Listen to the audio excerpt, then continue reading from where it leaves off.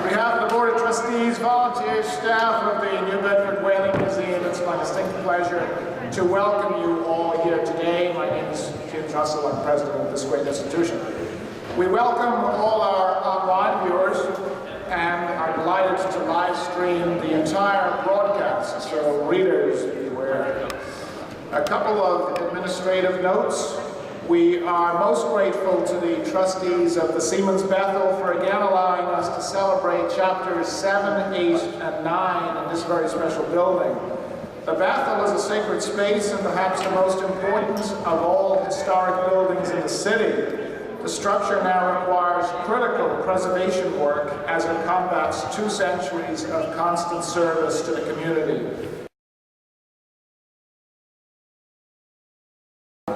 We have over 160 readers ahead of us over the next 25 hours, plus a further 80 readers on standby. That's a record for us. Readers are coming to us from Holland, England, Florida, Texas, Ohio, Minnesota, Pennsylvania, North Carolina, Kansas, and thousands online will be joining us around the world. This is a terrific event. We thank the volunteers, watch officers, and staff for making this possible.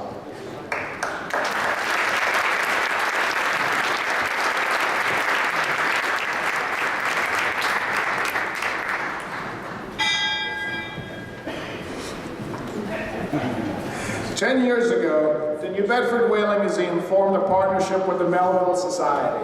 This partnership needs to be renewed today.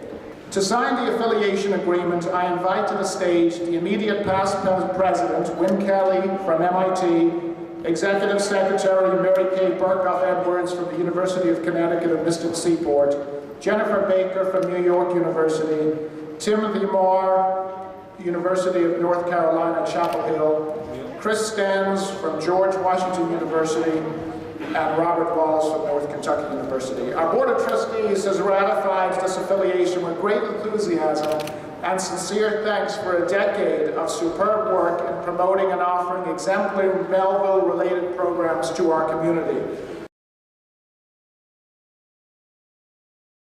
This partnership has spawned great scholarship, engaging symposia, groundbreaking exhibits, and perhaps most importantly, grounded the Melville archives and related scholarship and study at our research library in New Bedford. As we learned last night from the terrific lecture on the influence of Moby Dick and pop culture by Dr. Tim Marr, this marathon concludes 4 months of Moby programming with the National Park Service, the Zeiterion Performance Arts Center, and the Melville Society. To tell us more, I'd like to ask Dr. Chris Stans to come forward. Chris?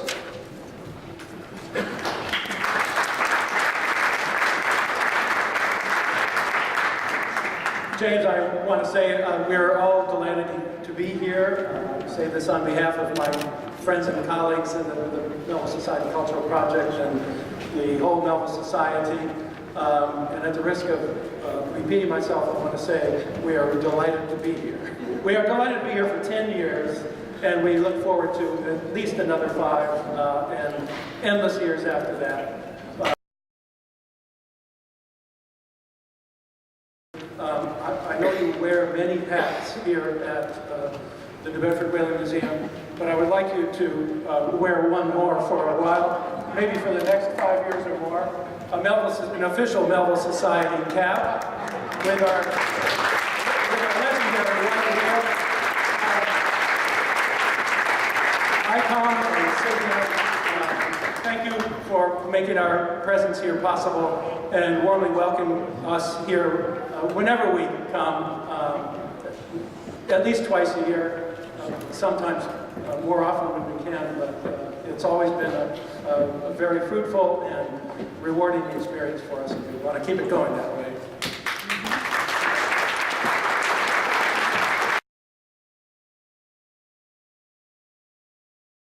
Thank you, Chris. And to sign the document, if the Executive Secretary of the Melville Society, Mary Kay Burkhoff Edwards, could come forward and sign the protocol.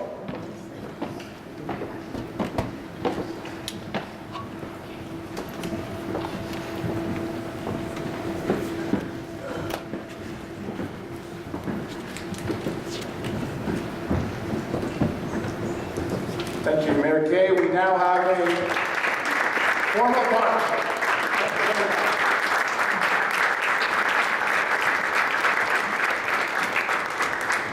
Notable participants in the 2012 Moby Dick Marathon, we have Ishmael, performed by the Honorable Ray Very, Judge of Plymouth County, Honorable William Keating, U.S. House of Representatives, Honorable Barney Frank, U.S. House of Representatives.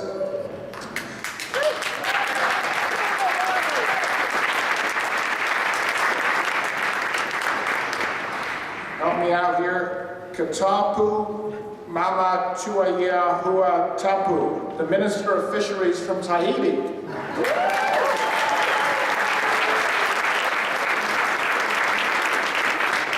Sam Johnson, representing Senator Scott Brown, Superintendent Gender Sensian from the New Bedford Whaling National Historic Park. Sam Sutter, District Attorney, Bristol County. John Bullard and Dr. Fred Kalis, former mayors. Jane Gonzalez, New Bedford City Council. Trustees, John Garfield, Chairman of the Board of Trustees here, followed by Don Rice, Candida Rose Baptista, Dawn Blake Souza, all trustees of the Whaling Museum. Robert Kelly, a descendant of Paul Cuffey, Michael Obelamia, head of the school, the Paul Cuffey School, Matt Stackpole from Mystic Seaport, Peter Whittemore, great-grandson of Herman Melville himself.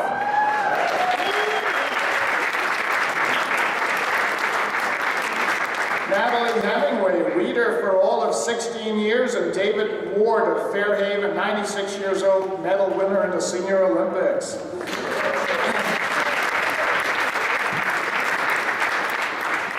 Change of guard here in New Bedford this year, Mayor John Mitchell. On behalf of the Board of Trustees and everyone assembled here, we congratulate you on your recent election and wish you every bit of good luck and success as you guide this great city forward. John?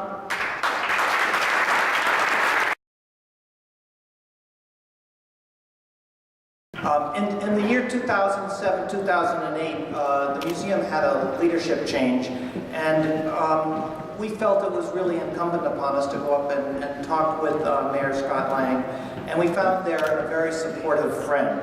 Suggestions flew around the room, and we left knowing that we had the support of his office. This has never wavered. When speaking to new graduating apprentices, showing off our exhibits to visit dignitaries, reading a chapter of Moby Dick, or even coming to an interesting lecture, Scott Lang made his presence known to our museum. We have learned much from Scott. First, be patient. If he says he's going to be here, he will be here. Second, be brief and to the point.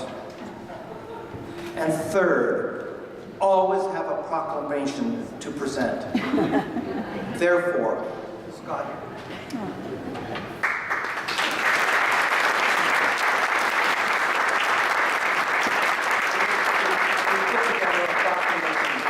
Whereas citizen Scott Lang has served as mayor of the city of New Bedford for the past 6 years, and whereas in said position he became a true friend and advocate for the city and all its cultural institutions, and further, through these actions, the importance of these organizations has been strengthened and outreach has expanded throughout our community.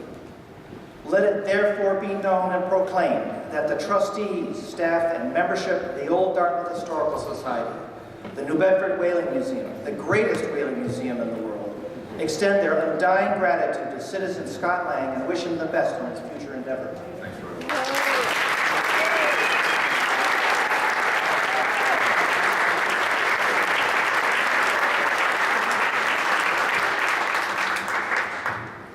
I sincerely appreciate this proclamation, and I'm going to hang it up in a prominent place in my law office. Thank you very much for it.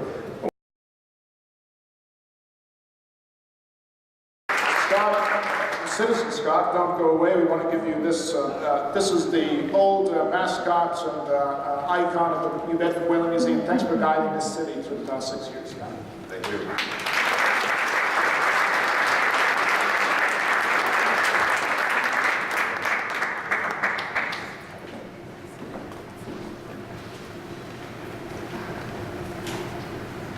Watch officers, give me 8 bells.